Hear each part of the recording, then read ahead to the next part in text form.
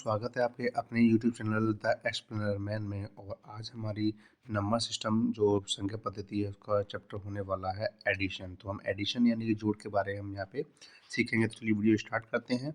तो इसमें सबसे पहले हम ये जानते हैं कि एक्चुअली में ये एडिशन होता क्या है। तो जैसे कि आपको स्क्रीन पर दिख रहा है कि अर्थमेटिक इक्वेशन का उनके पार्ट्स के बारे में जानेंगे, यानी जो हम ऐड करते हैं तो उनके एक्चुअली उनके पार्ट्स कौन कौन से होते हैं, उनके नाम क्या क्या होते हैं। तो जैसे कि आप देख पा रहे हो इसमें जो फर्स्ट 2 नंबर्स या 3 नंबर जो भी जोड़े जाते हैं उनको क्या बोला जाता है, एडेंड बोला जाता है। क्या बोला जाता है उनको, एडेंड कहा जाता है, जिन्हें हिंदी में योज्य कहते हैं। क्या कहते हैं, योज्य कहते हैं, ठीक है ना।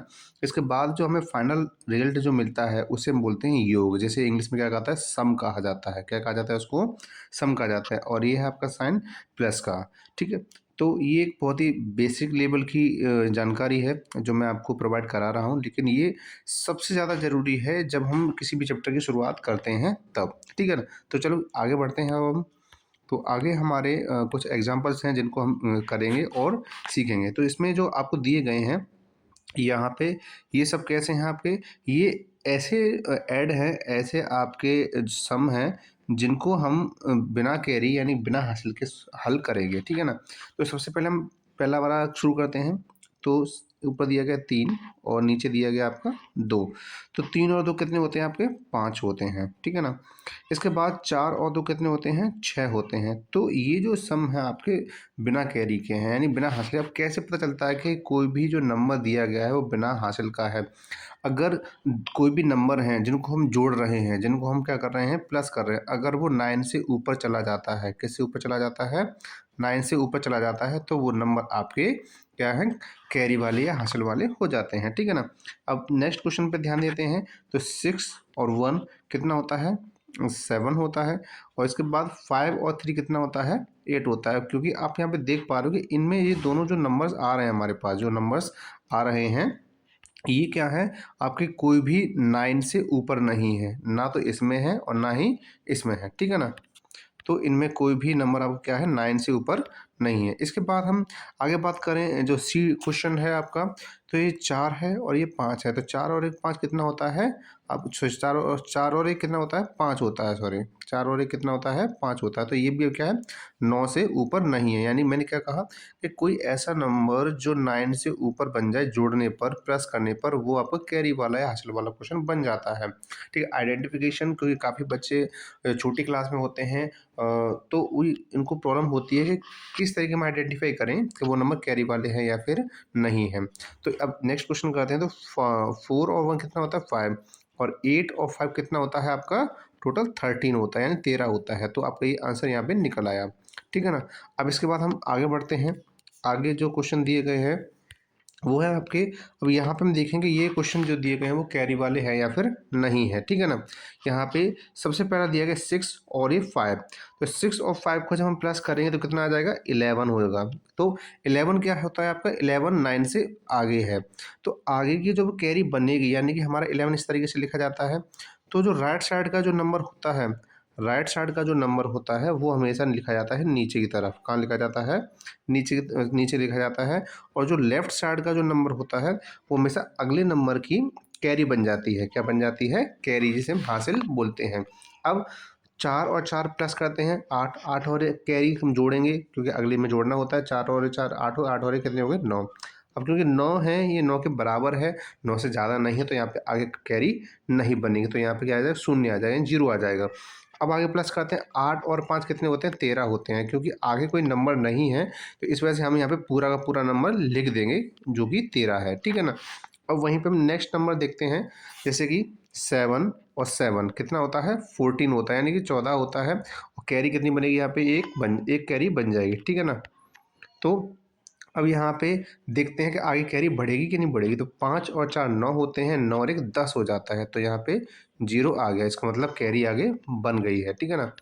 इसके बाद हम इनको प्लस करते हैं, 9 और 5। तो 9 और 5 कितने होते हैं, 9 और 5 कितने होते हैं, वो होते हैं 14। 14 और कैरी हासिल प्लस करने पर कितना आ जाएगा, 15 आ जाएगा, ठीक है ना। 15 के बाद हमारी हासिल आगे जुड़ जाएगी, क्या हो जाएगी, आगे जुड़ जाएगी। तो अब आगे वाले जो लास्ट नंबर हैं इनको हम क्या कर देंगे, प्लस कर देंगे। तो 8 और 8 कितने होते हैं, 16 होते हैं। 16 और कैरी 1 कितनी हो गई आपकी, आपके 17 हो गए। कितना आंसर हो गया? 17, ठीक है ना। तो इस तरीके से हमने सेकंड क्वेश्चन भी कैरी वाला कर लिया। अब हम देखते हैं नेक्स्ट क्वेश्चन। नेक्स्ट क्वेश्चन में आप देख पा रहे हैं 7 और 7 कितने होते हैं? 14 होते हैं, ठीक है। कैरी कहाँ बढ़ गई आपकी? आगे कैरी बढ़ गई। इसके बाद हमारा प्लस करेंगे 5 और 4 9। ये क्वेश्चन लगभग सेम टू सेम हो गया है। तो इस क्वेश्चन को हम एक बार नंबर रिपीट कर दे, एक अलग कर देते हैं, ठीक है ना।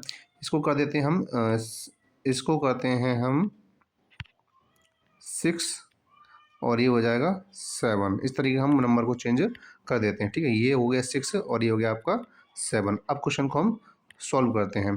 तो जैसा कि मैंने आपको बताया कि 7 और 7 कितने होते हैं आपके? 14 यानी 14 होते हैं। तो ये 4 और कैरी हासिल आ गई आपकी 1 आपको। तो 7 और 5 कितने होते हैं? 12। 12 और ये कितने हो जाते हैं? 13 हो जाते हैं। अब कैरी क्या बढ़ेगी? आगे बढ़ जाएगी। तो आगे कैरी बढ़ गई। अब हमारे पास क्या नंबर है? 6 और 9। 6 और 9 कितने होते हैं? 15 होते हैं। 15 और ये कितने होते हैं आपके? आपके 16 हो जाते हैं। 16 की भी हासिल आगे जाएगी।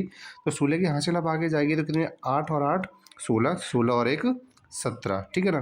तो इस तरीके से हमें ये फाइनल आंसर मिल गया। इस तरीके से हमें ये फाइनल आंसर मिल गया। तो आई होप कि आपको ये जो सम है, ये जो प्लस हैं या योग हैं, आपको इजीली समझ में आ गए होंगे, ठीक है ना। तो ये बहुत ही एक आसान टॉपिक था, कोई मुश्किल तो नहीं था, लेकिन फिर भी जब हम किसी भी टॉपिक की शुरुआत करते हैं तो हमें बेसिक से लेकर ही चलना होता है। चलिए अब आगे बढ़ते हैं।